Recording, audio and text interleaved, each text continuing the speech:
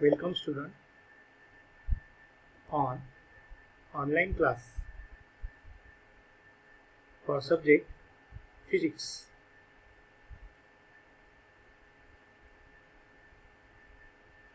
Today we have revised chapter number 15,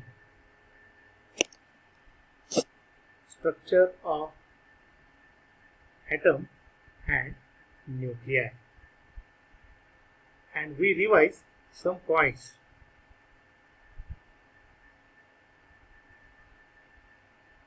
Before that, we have seen Bohr's three postulates: centripetal force equal to electrostatic force, angular momentum is equal to nh upon 2 pi. These two postulates are very important for finding an expression for radius of orbit and velocity of electron. So, radius of orbit is pi square h square upon epsilon 0 h square upon pi m square into n square. Means if bracket term, that is epsilon 0 is permittivity of free space, h is Planck's constant, m is mass of electron, e is charge of electron. If these bracket term will be constant, then we say that radius of orbit is directly proportional to square of principal quantum number. And second thing will be seen, that is velocity of electron, which is equal to E square divided by epsilon 0 h bracket close into 1 upon n, where E is charge of electron, epsilon 0 is permittivity of free space, and h is Planck's constant. If bracket term is constant, then we say that velocity is inversely proportional to principal quantum number.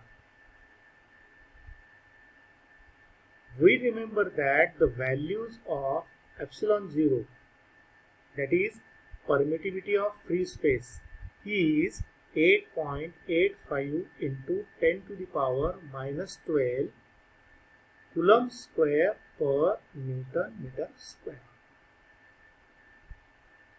H is Planck's constant, which is equal to 6.63 into 10 to the power minus 34 Joule second. M is mass of electron, which is equal to 9.1 into 10 to the power minus 31 Coulomb. And E is 1.6. M is 9.1 into 10 to the power minus 31 kg, and E is 1.6 into 10 raised to minus 19 Coulomb. Using this value, we can find out radius of orbit and velocity of electron. Using these two formulas, we prepare a table: serial number, physical quantity, proportionality, and for ground state, if n equal to 1, if we take n equal to 1, then radius of orbit, means radius is directly proportional to n square. For ground state, radius of orbit will be 0.5315 angstrom unit. Second, velocity of electron. V is inversely proportional to 1 upon n. For ground state, velocity of electron will be 2.037 into 10 raised to 6 meter per second. Third quantity will be angular velocity of electron. We know that V equal to R omega, so omega inversely proportional to cube of principal quantum number. Again, we know the relation V equal to R omega, so omega is inversely proportional to cube of principal quantum number. So that this value of angular velocity of electron in ground state, it will be 4.124 into 10 raised to 16 radian per second. 4.124 into 10 raised to 16 radian per second. Again, if we see time period of electron is T directly proportional to n cube. So that here we know that time period is equal to 2 pi upon omega. If we can substitute the value of omega, then we say that time period is directly proportional to cube of principal quantum number. So time period, it becomes 1.64 into 10 raised to minus 16 second. 1.64 into 10 raised to minus 16 second for ground state, that is time period of electron. Again, we see that frequency of electron, we know that frequency of electron or frequency is reciprocal of time period. Frequency equal to 1 upon capital T, or frequency equal to 1 upon 2 pi upon omega, that is omega upon 2 pi. If we can substitute value of omega and 2 pi, then your frequency of electron, it becomes 6.098 into 10 to the power 15 Hertz.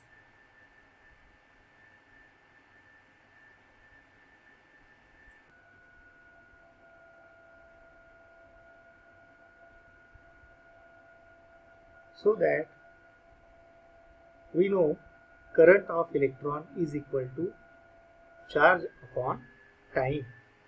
So charge upon charge into frequency, because 1 upon time is frequency. So current is inversely proportional to cube of principal quantum number. So current is equal to 0.9753 milliampere for ground state. Means current in ground state is 0.9753 milliampere. Next, linear momentum of electron. We know that linear momentum of electron is product of mass and velocity. So if we substitute the value of velocity, then we say that linear momentum of electron is inversely proportional to principal quantum number. So this linear momentum of electron in ground state, it will be 1.986 into 10 to the power minus 24. kilogram meter per second. Another, we want to find angular momentum of electron. We know that angular momentum of electron is moment of linear momentum, that is r into linear momentum p. That is angular momentum of electron is mrv.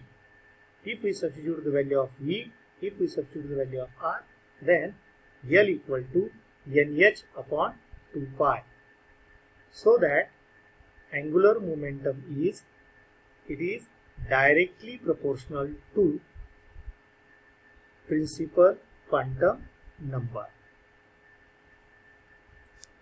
Value of angular momentum in ground state will be 1.054 into 10 to the power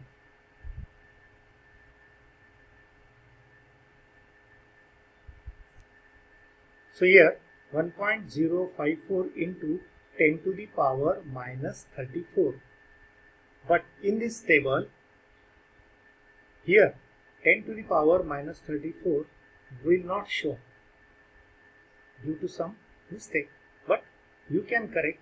The value will be 1.054 into 10 to the power minus 34 kilogram meter per second. Again, for centripetal acceleration of electron, we know that centripetal acceleration of electron is v square upon r. V square upon r. If we substitute value of v, if we substitute value of r, then centripetal acceleration of electron is inversely proportional to reciprocal of fourth power of principal quantum number.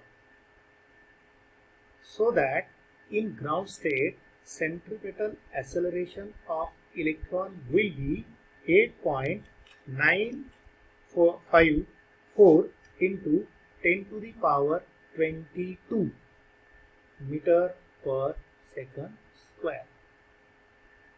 22 meter per second square. So we want to find centripetal force of electron. This centripetal force provides electrostatic force, so we can also say that electrostatic force of electron. Both centripetal force or electrostatic force, they are inversely proportional to fourth power of principal quantum number. So centripetal force of electron is equal to 8.166 into 10 to the power minus 8 Newton. 10 to the power minus 8 Newton. So all these values, when we are prepare a table, then all the values can be seen which are revised. So today's we are revised for last week, before last week, means from 6 days what we can be studied.